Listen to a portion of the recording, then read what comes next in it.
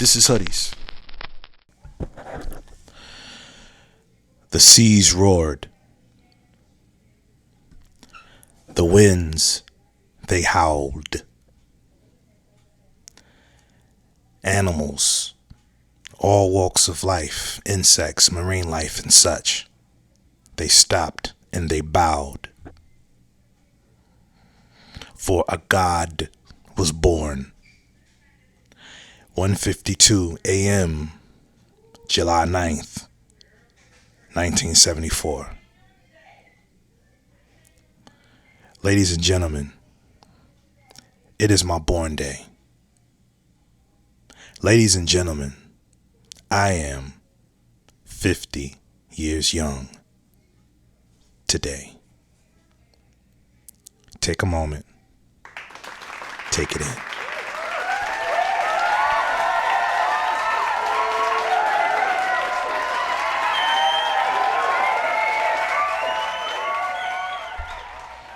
So, welcome back to another dope session of Hoodies the Podcast.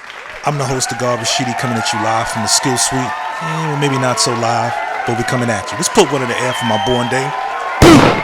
One more in the air. Word up, just one more. Word up. Word. Happy born day to me. I'm thankful for all the family that's chimed in, called me up, sung happy birthday, gave me some words of encouragement, just some born day greetings. You know what I'm saying? For a God was indeed born. You understand what I'm saying? A God. This is my solar return, my 50th lap. I am now at the top of the hill. I'm not over it yet, but I'm at the top. I'm standing at the top. At 51, I'll be over the hill looking down. But right now, I'm at the top. Now, I can see some things better now, if you catch my meaning. I can see some things. But just think of all the things I'll be able to see that much clearer at 51. As I ascend, is that ascend or descend? Whatever. As I am then over the hill. Happy born day, Rashidi Ashe Kiwumba. I'm proud of you, fam. You could have given up on yourself and everything that you are about, your purpose, all of that. But you didn't. And I, for one, am glad that you didn't. Word. Let's talk about some things, yeah? Let's talk about some things. This is a world, it's nothing new. It's nothing new. It's been going on. I suppose it just gets more ridiculous and ridiculous by the day. There's something about the truth, man. Hold on a second. There's people still giving me, there's still people chiming in and saying happy born day and all that good stuff. So, yeah. But anyway. We live in a world now to where you can't tell no type of truth, even if it's a truth that people know to be true. For whatever reasons, people resent the truth. And that's part of the reason why I don't think my podcast will ever be, you understand what I'm saying? That and part of being popular is talking about things that are current. And if I'm being honest, there's just so many things going on in this world, on TV and in real life, and things that I really don't give a damn about. Things that I don't, man, those, because a lot of those things are negative. I ain't on that. So it's really hard. But I'll take a try. I'll take a stab at it. So check it. Everybody knows that. Everybody's for the most part heard of Stephen A. Smith. If you're into sports, particularly basketball and football, then you know a little something about Stephen A. Smith, right? My disclaimer is I'm not caping for the dude, but I do notice good journalism when I see it. I do notice bad journalism when I see it. I realize that there are different brands of journalism, and not all of them, not all of them I like, but his brand I do like, right? Not to say that I agree with everything he says, right? But that's part of life, right? Folk are going to say some things sometimes that will make you think, nah, I think that's a reach. Nah, I can't rock with you on that one, partner. You know what I'm saying? However, just because I do not agree with that person does not automatically mean that that person is a turncoat, a sellout, or a coon. Y'all heard me speak about things like this before. Because, again, our community tends to think things like that. When someone has a difference of opinion than you, then they're no longer qualified to speak on anything in reference to black folk. Okay? Recently, I'm going to keep it funky. I only heard bits and pieces of some comments that Stephen A. Smith had made in reference to the I think it was the BET Awards. There was a tribute to O.J. Simpson. Okay, a tribute to Orenthal J. Simpson. And a lot of folk had an issue with that. So even this right here is hard because I really don't care. I don't care. Everybody's entitled to their opinion. You have yours. I have mine. Stephen A. Smith has his. Okay? Let's not front and act like when we all saw the documentary on O.J. Simpson, let's not act like O.J.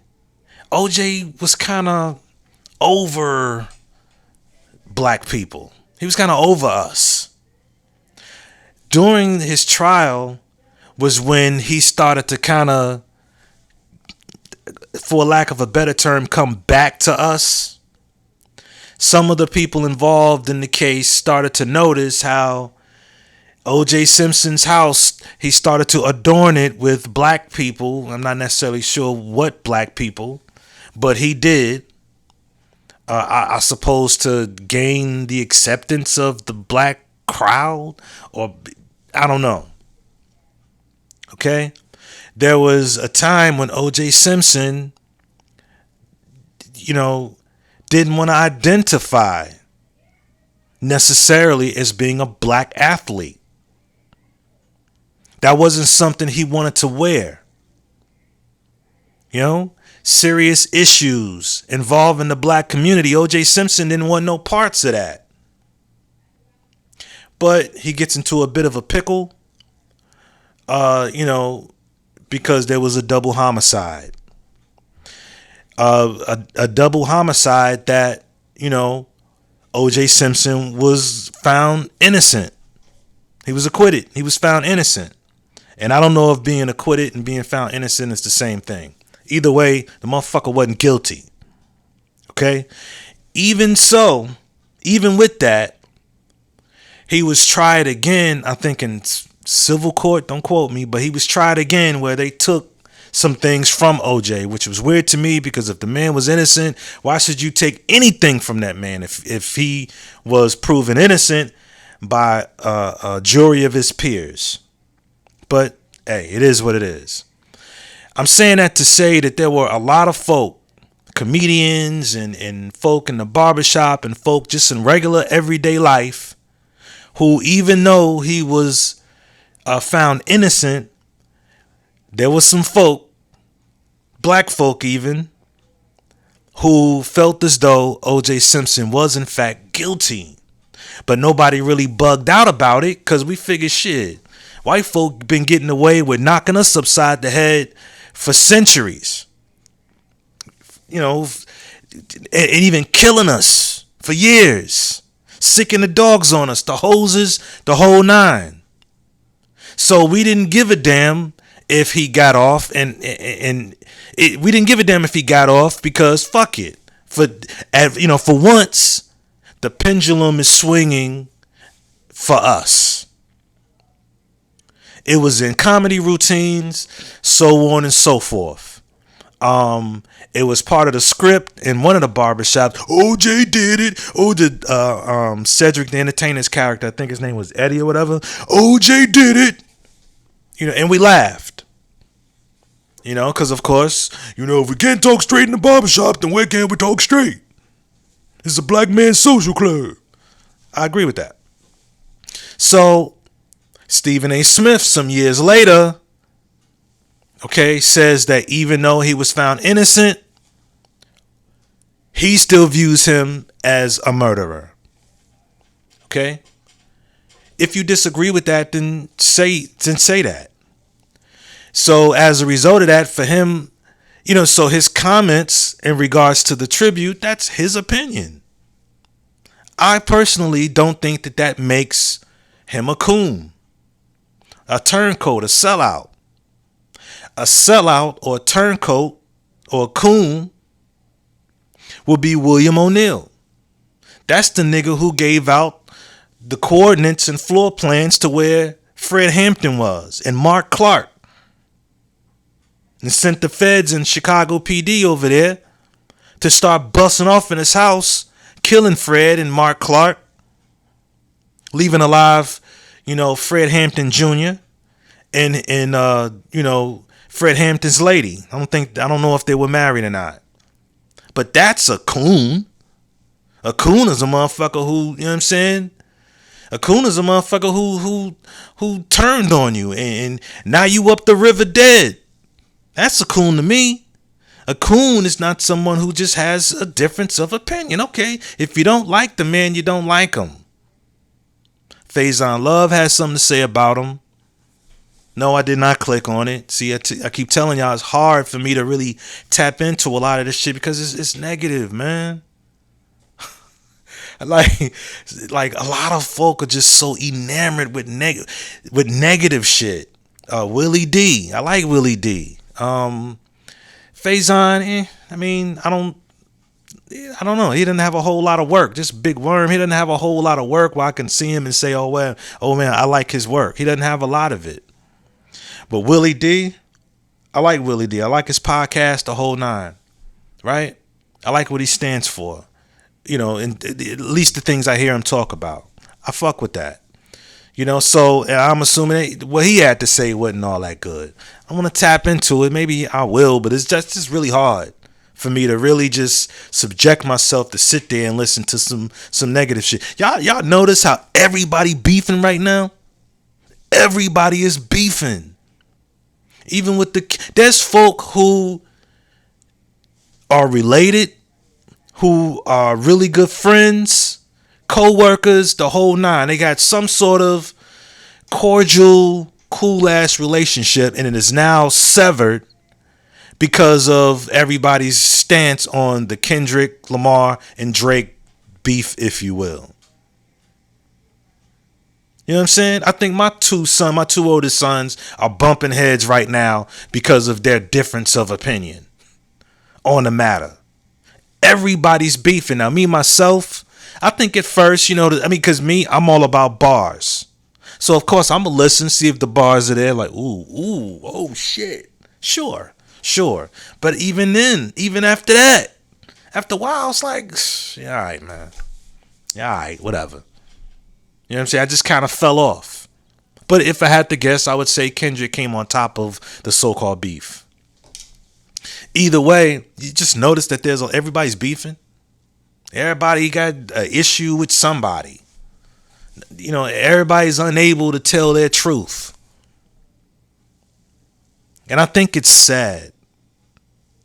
I think it makes us all really soft. That's just the way of the world.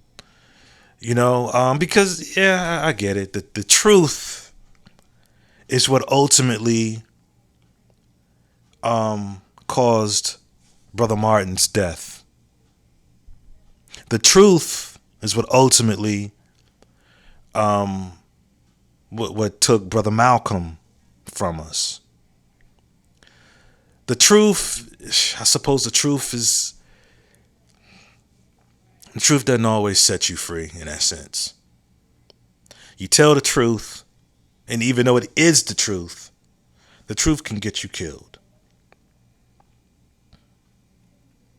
That makes podcasting and journalism and things like that almost impossible to be honest and forthcoming with. I mean, sure, I guess you'd have to mix honesty in with the bullshit. Kind of like the news. Granted, I don't watch the news, but I think most of the news is entertainment, while, there's a small portion of the truth in there. But it's mostly entertainment. Through fear-mongering, through coercion, coercing you to feel this way about that or feel that way about this. If you're not careful, the media will tell you what to think. Most people don't even understand that a lot of their talking points come from someone else. A lot of their viewpoints come from someone else. And I'm so glad that at this ripe age of 50 years young, I can see that. Yeah, man. And a part of me wonders if people would even care about Stephen A's opinion if Stephen A wasn't paid. You know what I'm saying? When Jay-Z was on the rise and it became more than obvious that Jay-Z was getting that fucking money. Kanye, when it became more than obvious that he was getting that fucking money. And it's like when you're coming up, when you're on the rise, and then throw Stephen A in there too, when you're on the rise, everybody seems to be rocking with you. Let's take LeBron James too. When you're on the rise, people are rocking with you. People fuck with you heavy, especially if you come from their hometown or if not from their hometown, you have a similar background as them. You know what I'm saying? And now here you are on the rise. But here's the thing about that, right? Fans will cover you. The media will cover you. All these people will cover you on your way to the so-called top. And I suppose the top is subjective. Everybody's top is different. You know what I'm saying? But in Jay Prince's book, I forget the name of it. This is right there, as a matter of fact. I think it's called The Art and the Science of Respect or something like that. Don't quote me on it, but it's about respect. Jay Prince wrote it. I read it about a year and a half, maybe 2 years ago. That's one of the best books I've ever read. Up there with Malcolm and Asada and a couple other books. But it's up there in terms of one of the best books I've ever read. Very well written. I didn't know he was that involved with pop, with urban culture and everything that it entailed, from hip hop to the boxing world and this, that, and the third. Anyway, in this book, he says something, and don't quote me, but he says something to the effect that when you soar too high and for too long, people would then start to resent you because they can no longer relate to you. You understand what I'm saying? When you're on the rise, people rock with you. But once you stay up there and stay up there and stay up there, the same people who wished you well, the same people who felt your plight, the same people who could relate to your plight because they too came from the same humble beginnings as you. The same background, the same everything, the same humble beginnings. But let you fuck around and soar too high and for too long, see, then people can no longer relate to you anymore. You see what I'm saying? And then that love will start turning into hate and resentment. So then when you start to speak about certain things, before that you could say something and they didn't necessarily agree with you, Stephen A don't know what he talking about, or so-and-so don't know what he talking about, and they keep it fucking moving. Or Kanye don't know what the fuck he talking about. Jay-Z, man, yeah, whatever. And they just keep it moving. They still fuck with you. They just don't fuck with what you said. But let you soar too high and for too long, now you a coon. Now you a sellout. Now you this and now you that. And once you understand that, then you understand why people move the way they move, why they act the way they act when you get in yours. So I will say this though. Even though Stephen A. Smith is entitled to his opinion just like the rest of us, I'm going to go ahead and say that maybe there are some things that he should probably keep to himself. And the whole thing about OJ may have been one of those things. You may have wanted to keep that to yourself, Playboy. You know what I'm saying? You may have wanted to keep that to yourself. But hey, it's out there now.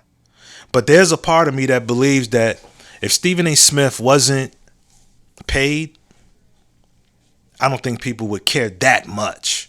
Sure, someone would talk, but not that much. Not the way people going in right now. You know what I'm saying? But beef is that's the wave right now. You know what I mean? These young rappers, it seems like every other week there's another dead rapper. From Fulio to I don't even know the names of a lot of these young brothers. I'll just say that it's a shame. And I don't know, it just almost seems like it just seems like these young brothers can't wait to die. The world we live in, or should I say the people in this world. But they will definitely build you up just so they can have the pleasure of tearing you down. That's why everybody wants beef so bad. That's why when something heavy goes on in this world, in society, once you make it to a certain level that a lot of people perceive to be the top, then they start saying, well, how come so-and-so ain't tweeting about whatever, whatever? How come so-and-so ain't saying nothing? I'll never understand that. I'll never understand why, because I've never known a tweet to change. I've never known a tweet to bring forth justice. Of course, it's not called a tweet anymore. I've never known someone posting on X. I've never known it to bring forth justice. Never. It's never brought forth justice. Somebody popular like Denzel or whoever, makes let's call it a tweet. Say they make a tweet. Listen, all his tweet will do is be the talk for a certain amount of time until it fizzles. And depending on what he says, he may be banned from this and banned from that. And that is what people want. What people ultimately want to see is someone who came from the same humble beginnings as them lose it all. Put their whole shit in jeopardy just so that they can once again like him. Oh man, he a real one. He risked everything. Meanwhile, the people who are saying that, who are watching that, they wouldn't risk a penny for what they felt was right or what they felt was the truth. So I'll say that if you on the rise and you on your way up, do what you feel is right. And fuck them. Fuck them. You give back in the way that you see fit. But fuck them motherfuckers. Cause they ain't got when you going down, because for one reason or another, ain't none of them motherfuckers gonna help you. None of them. Trust me.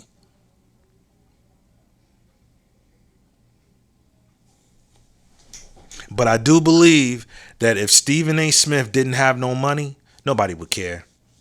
He'd just be another loudmouth journalist. It's something about folks seeing you get the bag that they don't like. Or there's something about a brother being in his bag that folks just don't like. Again, I'm not caping for the man. It's just if he's a coon, he's going to have to do more than just say something that I don't agree with in order for me to think that. The shit he said about Kyrie Irving, everybody was talking shit about Kyrie Irving. So why is Stephen A. being, singled out? Everybody had something to say about it. Everybody did. You know what I'm saying? Anyway, that's all I got, man. But I do again want to say thank you to my family. Thank you to everybody who picked up the phone today and called me and sung happy birthday to me. This is it, y'all. The big one. I'm 50 years young. Well, by the time y'all see this, my birthday would have come and gone. But yeah, man. Thank you, everybody. Thank you for watching the shorts. Y'all not really watching my pods like that anymore. Maybe a couple of yous.